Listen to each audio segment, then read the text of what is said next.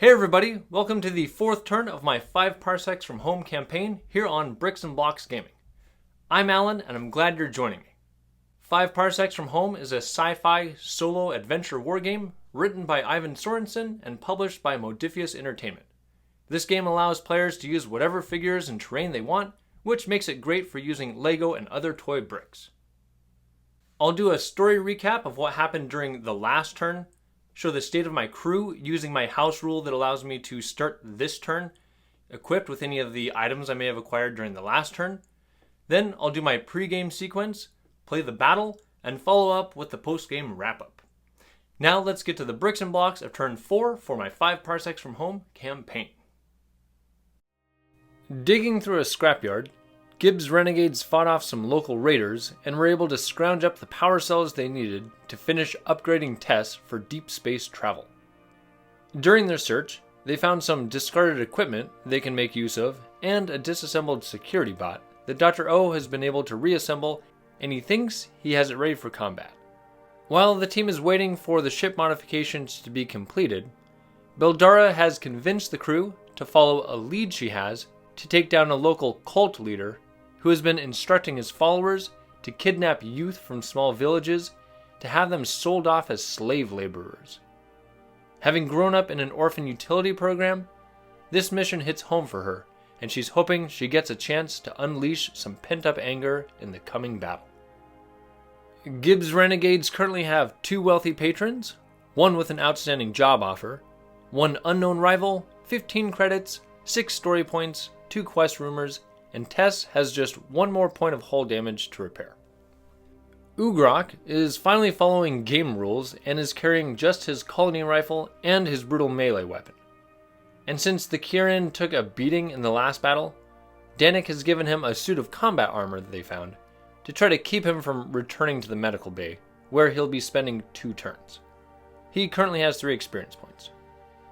Captain Danik Kral is still carrying his handgun and shotgun, but has swapped his military rifle for the auto rifle they found last battle, and is equipped with his screen generator. He has no experience points, since he used them all to upgrade his toughness stat to 4. Dr. O has his hand laser with the stun attachment, a military rifle, and a dazzle grenade. He has 1 experience point after upgrading his savvy to 3. Rhett Joran is carrying the auto rifle with the tracker sight and his scrap pistol, and has upgraded his combat stat to 1, leaving him with no experience points. Beldara took out a sniper last battle and spent all her experience points upgrading her toughness. She's carrying her rattle gun with the nano sludge modification, and while she was grateful to Baffy for loaning her his stealth gear, stealth isn't really her style and has given it back. So Baffy, who has 2 experience points, is wearing his stealth gear and is carrying his blast pistol, a frag grenade, and the military rifle he fixed while sitting out the last battle. And since he's going to try to stay away from close combat after being knocked out in turn 2, he's given his glare sword to the team's new bot, Charlie, who is also carrying the team's spare shotgun, and Baffy went ahead and painted these weapons to match the bot's color scheme. Being a robot, Charlie has no experience points and will never gain any, as all his upgrades must be purchased with credits. To start off this next turn, since my team is not going to be doing any traveling, we'll head to the upkeep and ship repair step.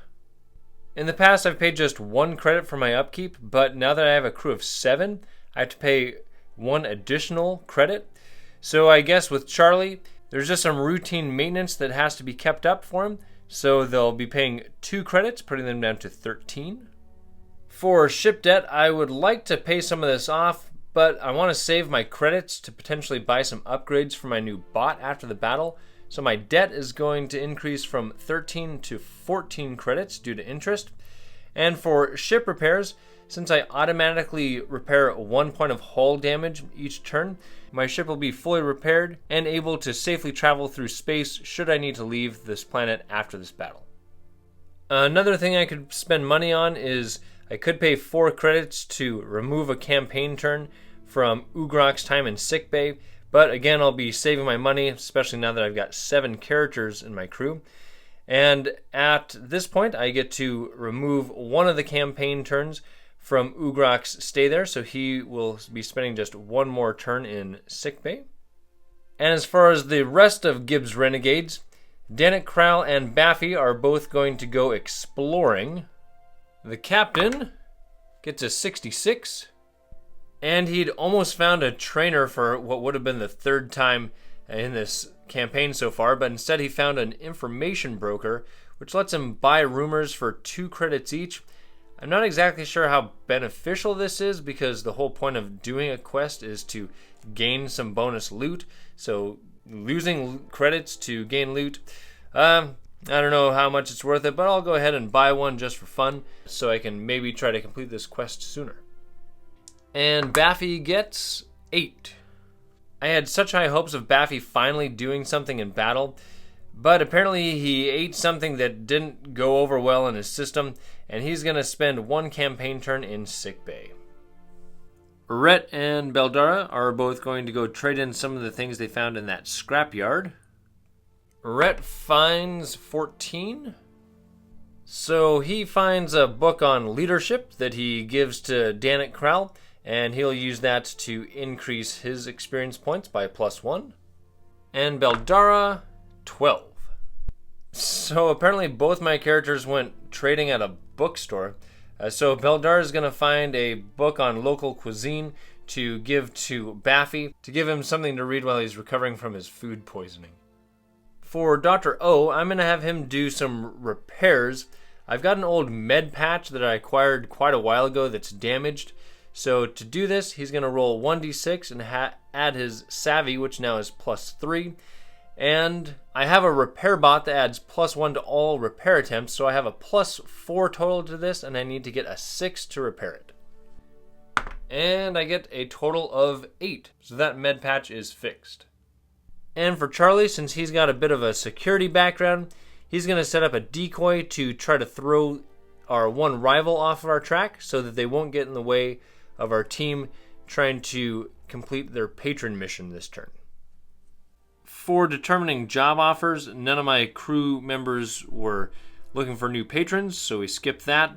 I've already done the assign equipment, and we also skip resolve rumors because I'm already on a quest. You only do that if you're not currently doing a quest. So we'll go to choosing my battle.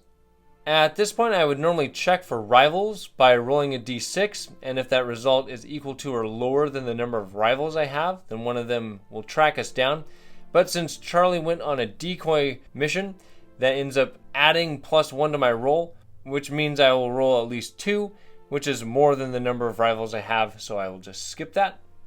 And I mentioned earlier that I've got a patron mission that I can carry out. It has a time of any time, so there was no deadline for this. For this job, I rolled no benefits and no conditions, but there was a VIP that got rolled up that's going to be a stronger enemy. But I will gain +2 danger pay if I complete this mission. Next, to figure out the details about this battle, starting with determining any deployment conditions. 65. Well, that's handy. On a patron mission, a 65 is a surprise encounter. The enemy can't act in the first round. That could be really helpful. Next, we'll see if there's any notable sights. 12. And unfortunately, there's nothing special here. The objective for this battle, a 3. A 3 is an elimination objective. I end up selecting a random enemy, and if they're killed, I will instantly win the mission. If they end up fleeing the battle early, then there's a chance that could cost me the mission, though. It doesn't say what happens to the rest of the team if I eliminate that one target. I'm assuming they're going to run off, and then I will count as holding the field. And even though it's a random enemy, I think I'm going to just make it be the VIP that's being encountered, because that just makes sense that a very important person would be the target we'd want to eliminate. Next, we'll find out who we're fighting, starting with the encounter category. 69. For a patron, that is an interested party. And 38. Okay, so we're fighting zealots. These have +2 members, panic on only a 1, they're fast with a movement of 5, 0 combat skill, 4 toughness, they're aggressive, and they're also ferocious, since they're near suicidal devotees to some cause, belief, principle, or brand loyalty. I guess we'll say they're devoted to whoever this VIP is, but being ferocious gives them +1 to brawling when initiating combat. So apparently their leader is here, and my patron has sent me on a mission to take down their leader. And so I guess once their leader dies, the rest of them will disband and run off. For the number I'm encountering, D6 plus 2, there's going to be 6 of them. So that means they'll have 1 specialist and a lieutenant. And then for the unique individual, since this is a battle against interested parties, they get to add a +1 to this roll. So if this is 9 or higher, there will be a unique individual, but there's not with a total of 7. For weapons, zealots use columns 1 and A. The standard soldiers have 3, and the specialist has 2. So these zealots aren't too heavily equipped with just colony rifles, and their specialist has just a shotgun.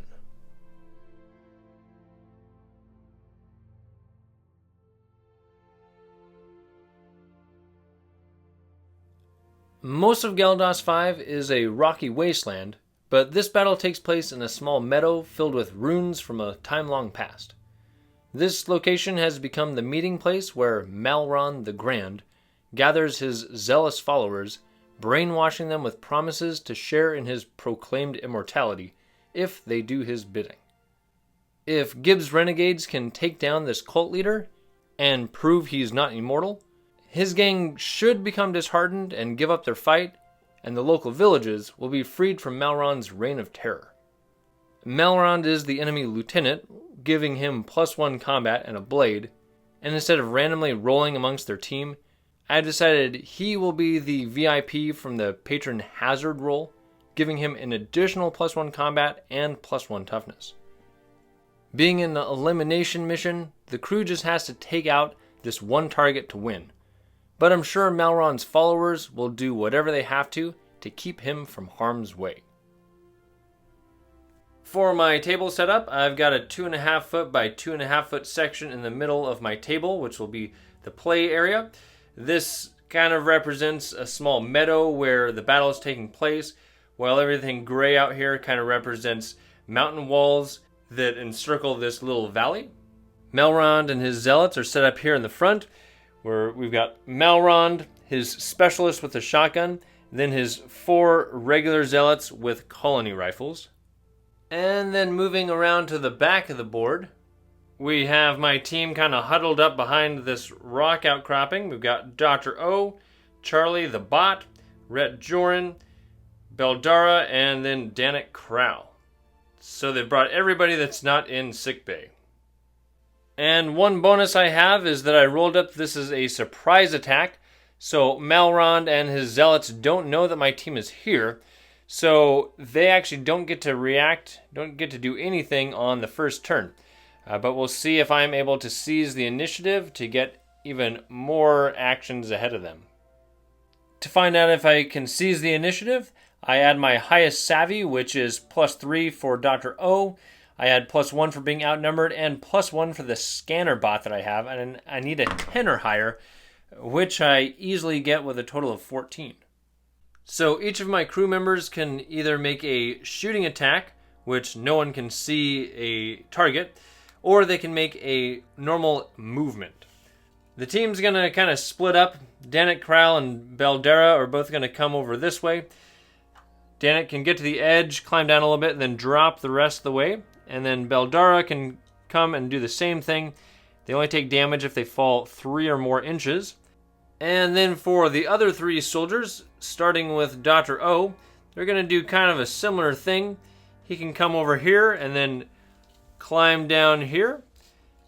Charlie will come down and climb down right next to him. For Rhett, being only able to move 4 inches, he can get just to the edge of this, and then he'll stay up here to maybe give some covering fire if needed. My reaction rolls for the first turn. A 1 can go to anybody, and I can give a 3 to Danik Kral. And it doesn't really matter who I give these to this round because the enemies aren't acting, but I'll go ahead and give the 1 to Beldara and one of the 3s to Danik Kral. We'll start with having Beldara. She'll just run up 6 inches on a double move right up here. And then Danik, he's going to kind of climb up here 4 inches, and from right there, he's able to see all the way through here between these ruins over to this one zealot here. His auto rifle has a range of 24 inches, and that is within range, so he's going to fire potentially 2 shots at that zealot. With all the terrain in the way, I'll say that the zealot has cover, so it's a 6+. Danik does have a +1 to hit. With only a 5, that misses. His second shot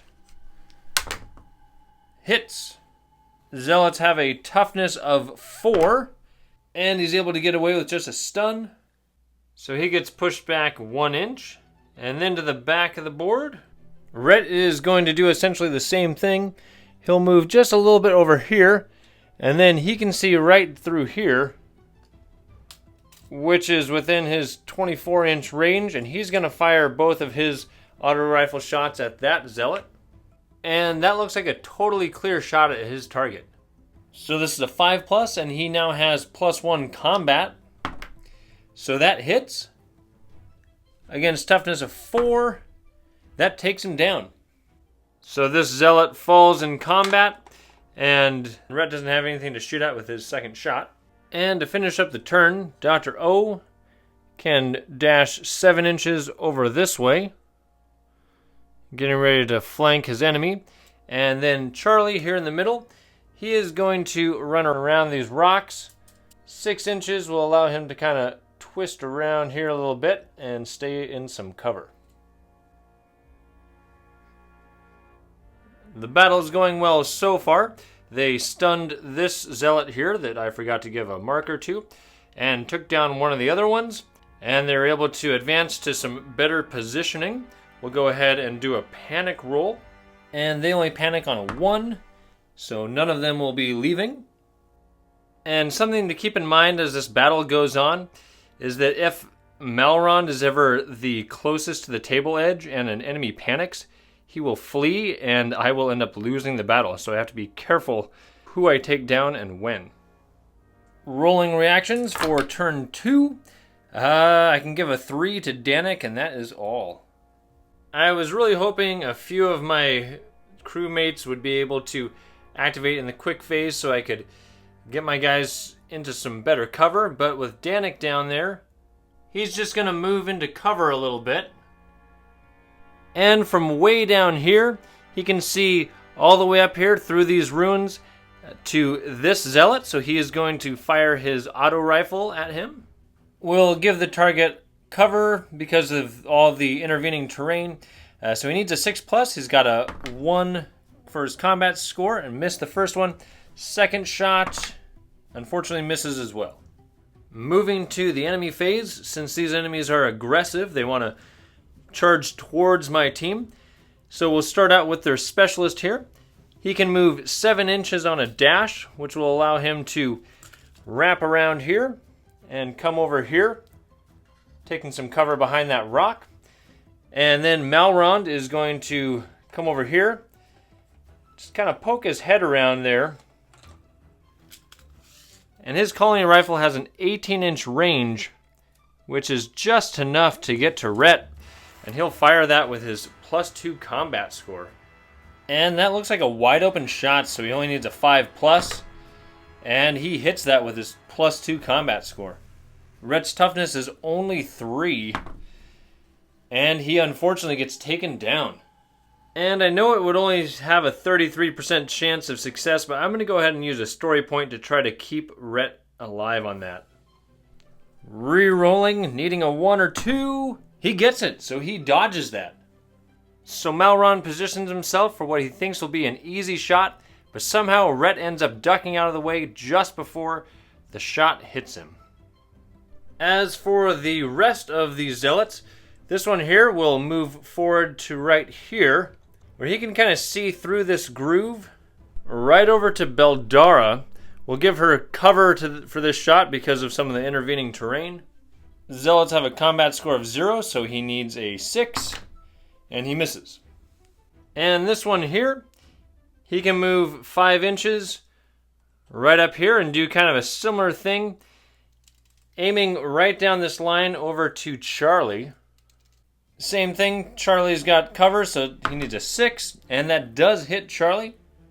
The bot has a toughness of 4, and that gets past his toughness, but bots have an armor save of 6+. So he needs a 6 on this to be safe, and he gets taken down. And that is really unfortunate. I could use a story point to try to save him as well, but I don't want to use all my story points this battle, so Charlie goes down without ever getting to show off any of his combat skills. And the last zealot will just run 5 inches up over here by Malrond, and he will lose his stun marker. And now moving to my slow phase, I'll start with Rhett, who actually would have gotten stunned and pushed back an inch, and then he can move just 4 inches, which will allow him to come over here and hop down here. Then for Dr. O, he can move 7 inches on a dash, so he is going to run right over here to try to flank the enemy. And then Beldara, over on the other side of the battlefield, can move up just a little bit into this little ravine where she can see this specialist, and she'll just unload her rattle gun on him. The zealot has cover, so Beldara needs a 6 to hit. Her gun is heavy, which gives a -1, but she has the nano sludge, which gives a +1, so she needs just simply a 6. First shot misses. Second shot hits. Against a toughness of 4. He blocks that, so he does get stunned. And then for the second one, on a 6, or third shot, that one hits. Needing a 4. I guess needing a 3 or less with a toughness of 4. And the third and final shot takes down this shotgun-wielding specialist just in time, because he was getting ready to do some close-quarter shotgun blasts next round. And moving to the end of the round, we'll make 1 panic roll for that specialist that fell. And it looks like none of the zealots are fleeing. And since that was round 2 that just finished up, we'll roll up an optional battle event. On a D100, 96. For a 96, we have looks valuable. Randomly select a crew member, then place a marker 1d6 inches from them in a random direction. Enemies will ignore this, and if any crew member moves into contact and spends a non-combat action, they obtain 1d3 credits. And really quick, I want to point out, figures have 2 actions, a movement action or a combat action. So they have to use a non-combat action to acquire that, so if they move into it, then they can't actually pick it up that turn. They have to use their movement action essentially to pick that up. As far as which character this shows up next to, in order we'll have Danik, Beldara, Rhett, and then Dr. O. And that is a 2, so that is next to Beldara. And then 1d6 inches away from her, 5. And the direction will be this direction. So 5 inches away from Beldara, we'll put these shiny rocks right up here. I'll just clip them in right there. And that ended up being an action-packed second turn with both teams taking a casualty. My crew almost taking a second casualty with Rhett.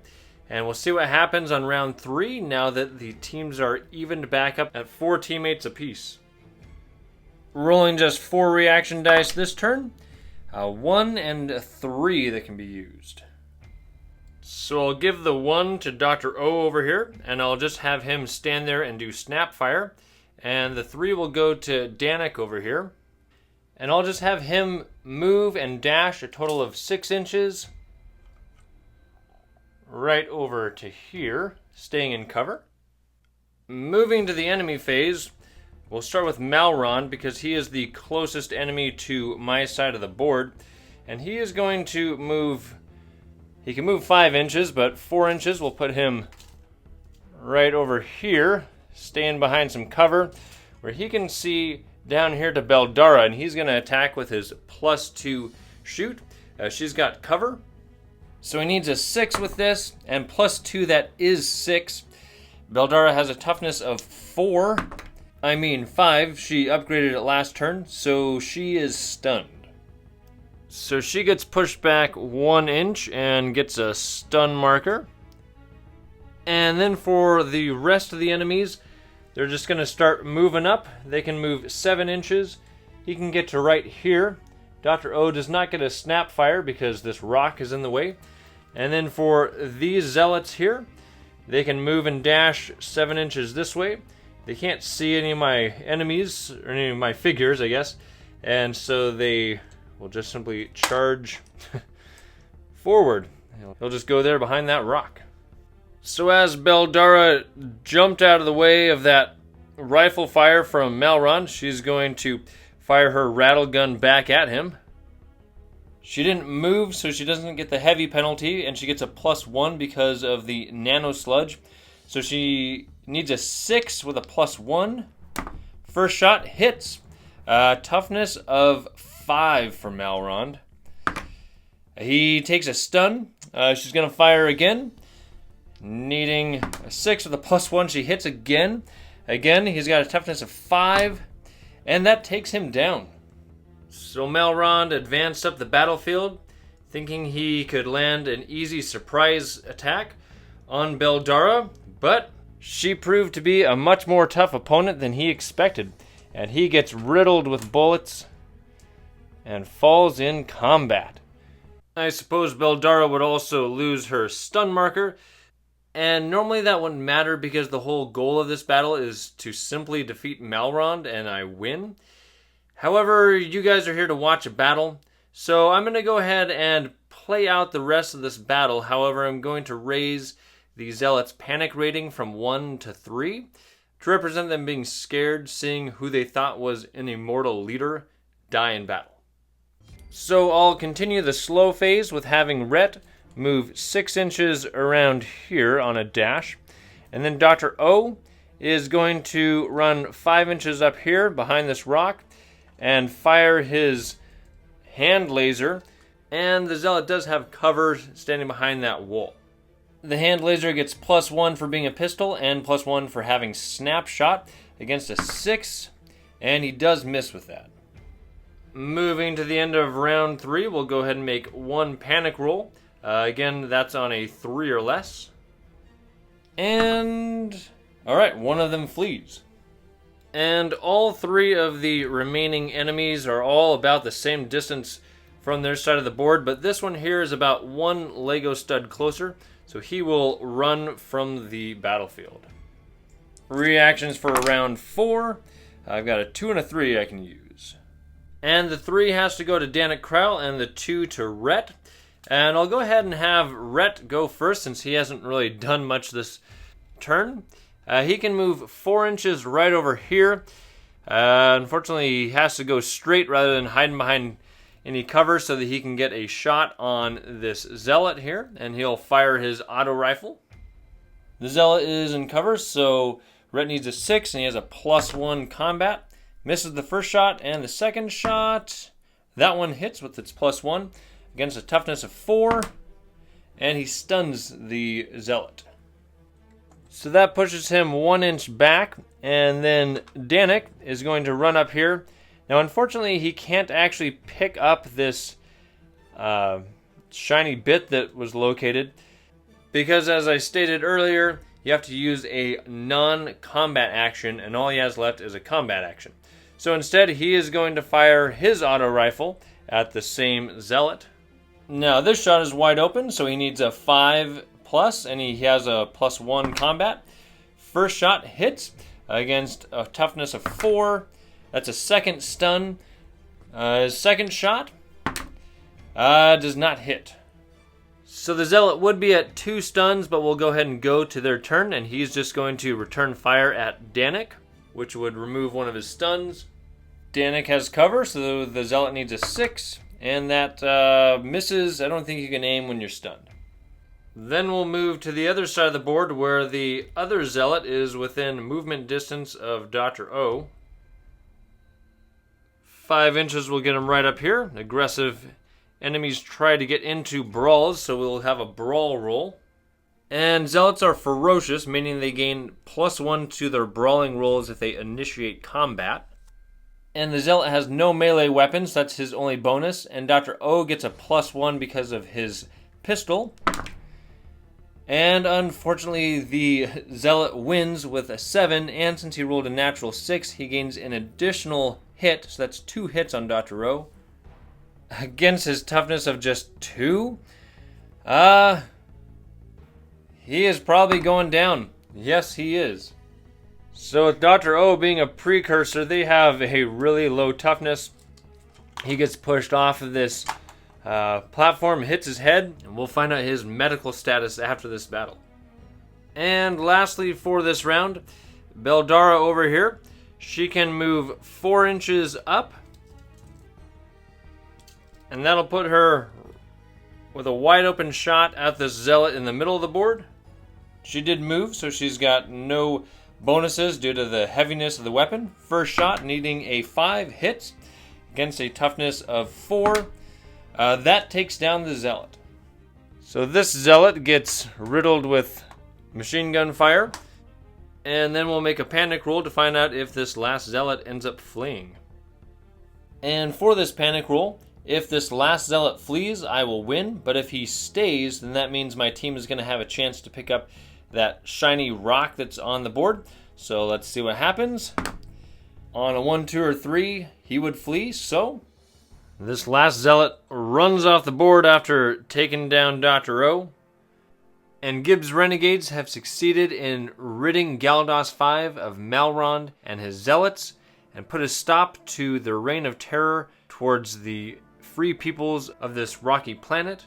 And it was fitting that Beldara was the one to land the fatal blow on Malrond, because it was her patron that gave them this job, and for her, the objective was personal.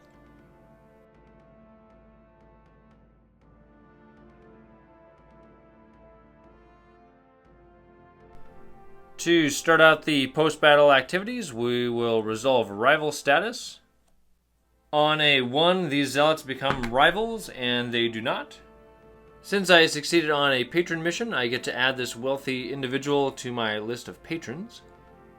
And we skip step 3 because this wasn't a quest mission, and go to get paid, 1d6 credits. Any 1s or 2s become 3s, and there was +2 danger pay for this job. So 1d6 plus 2, and that gives me a total of 5 credits. And we'll make a roll on the battlefield finds table because we held the field. On a d100, 16. And that's not too exciting. Usable goods. Roll on the consumables table in the loot section and receive 1 dose of that item. And the item is 33. And that is a Kiranian crystal. I guess maybe that's pronounced Kiranin crystal. This will essentially daze enemies that are around the user, making them unable to act if they haven't already acted that round. Next, these enemies weren't an invasion threat, so we go to gather loot, rolling on the loot table. D100, 52. Alright, that's some gear. Roll once on the gear table. Another D20, 76. That's a utility item. And another D100, 29. That is a displacer. And this could be fun. It's essentially a teleportation device. The character that has it can aim anywhere within sight, and they teleport to within 1d6 inches in a random direction of that sight, so it's not precise. If they end up within a solid obstacle, the device fails. It must be repaired before it can be used again. They emerge at the same height as the aiming point, which can cause fall damage, so it might be good to just plan to aim high so that you won't emerge within a rock and just drop to a point that is not going to cause fall damage. And then the character can take a combat action, so this basically replaces their movement action. And if a precursor uses it, they can establish 2 landing points and select which one to use. So Dr. O will probably be getting this.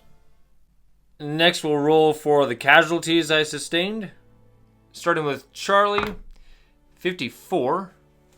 And there's a separate bot injury table, and a 54 is minor damage. No long-term effect, 1 turn in, I guess, the repair bay. And for Dr. O, who ended up falling after the battle technically should have ended, but we went ahead and played it out, 27. Well, that's not good. Equipment lost. Random carried item is damaged. 1 to 2 is his hand laser, 3 to 4 is his military rifle, and 5 to 6 is the dazzle grenade. And that is his military rifle that's damaged.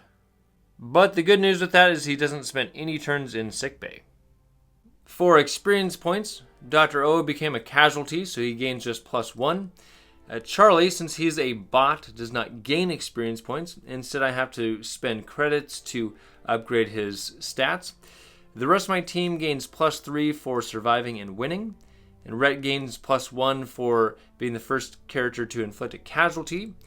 And although I was calling that one figure Melrond like he was a unique individual, he technically wasn't. So Beldara does not gain any bonus experience for taking him down. None of my characters have enough experience points to increase any of their stats. I could spend some money to upgrade Charlie, but right now I think I'll save my credits. And I'll skip doing any advanced training, and instead I'm going to spend 3 credits to make a purchase on the gear table. D100, 12. A 12 is a bipod, which is an attachment for a weapon. So I can attach this to a non-pistol, and it will get +1 to hit at ranges over 8 inches when aiming or when firing from cover. And I'll point out that in the FAQ, there's a section of suggestions. They aren't official, but the suggestion is it doesn't give the benefit if the character has moved, and that seems fair, so I'm going to do that. And then I'm going to take the opportunity to sell some undamaged items.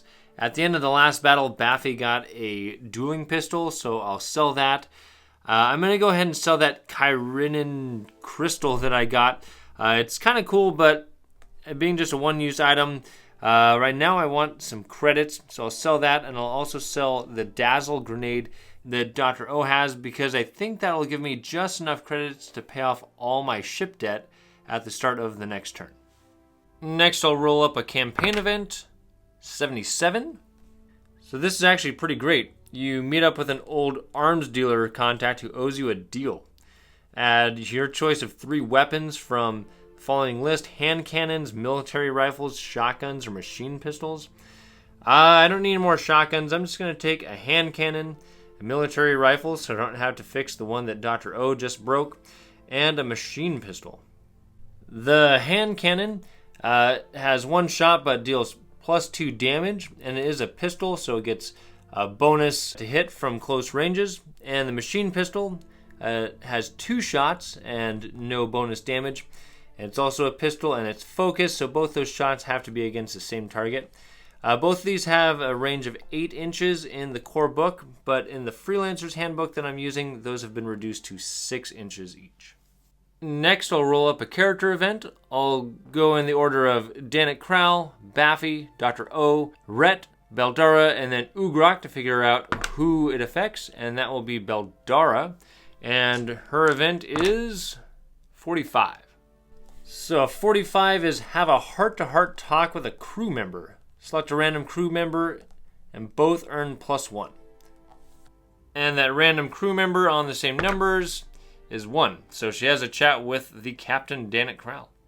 So apparently Beldara kind of opens up to Danik about some of the things she had to deal with in an orphan utility program when she was younger, and how taking down Melrond brings a little bit of peace to her mind, knowing he can no longer hurt anyone. Be sure to check out Turn 5 as the crew tries to finally leave Galdos 5. And be sure to like, subscribe, and comment below. I'm Alan with Bricks and Blocks Gaming. Thank you for watching, and play well.